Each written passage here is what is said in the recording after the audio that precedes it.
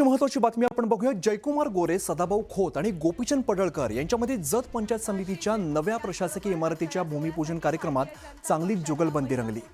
जयकुमार गोरे यांनी सदाभाऊ खोत यांना महाराष्ट्रातील सर्वात चतुर आमदार म्हणत त्यांच्या राजकीय कौशल्याचं कौतुक केलं। तर सदाभाऊ खोत यांनी गोपीचंद पडळकर यांना आजच्या युगातील सरसेनापती मल्हारराव होळकर अशी उपमा देत भविष्यात मोठ्या पदावरती जाणार असल्याचं सांगितलं। यावेळेला तिघांनीही एकमेकांचं कौतुक करत विकास कामांसाठी एकत्र काम करण्याची भूमिका मांडली। या कार्यक्रमात उपस्थितांमध्ये या हलक्या फुलक्या संवादामुळे चांगलीच रंगत निर्माण झाली।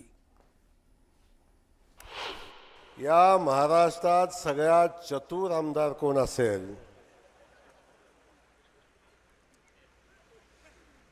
आणि कुणाला कुठं दाबायचे, कुणाकडून कसं काय आणायचे आणि कितीही दिलं तरी माझं काहीच झालं नाही कसं म्हणायचंय, असं जर शिकायचं असेल तर सदाभाऊकडे ट्रेनिंग घ्यायचं आहे।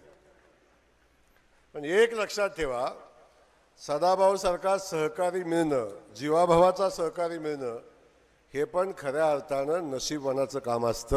आजच्या युगातला सरसेनापती मल्हारराव होळकर कोण असेल तर त्याचं नाव गोपीचंद पडळकर आहे। आता मी असं म्हणलो काही घडी उद्यापासून टीका करायला लागतील, पण आमच्या दोघांना आम्हाला माहीत आहे की आम्ही कुठं बटन दाबायचं ते बरोबर दाबतो। पडळकर साहेब, तुम्ही तरुण आहे, अजून तुम्ही एवढं तरुण आहे की अजून लग्नाच्या वयात बी आलेलं नाही, किती तरुण आहे। त्यामुळे तुम्ही चिंता करू नका, तुम्हाला सुद्धा जयाभाऊच्या मागोमाग निश्चितपणानं चांगल्या पदावर तुम्ही जाचीला म्हणलो गडे टाळ्या वाजवायला लागलं, पण तुम्ही दोघं किती बी वर जावा, जाताना मला दाबत दाबत घेऊन जावा। काहीतरी गडीच जायचं आणि मी मागच राहायचं, असं काही करू नका। पण तुम्ही चिंता करू नका, तुम्ही मला जर नाही घेऊन गेला आणि विमानात जरी बसला तर मी विमानाला कासरा टाकणार आणि त्याला धरून येणार।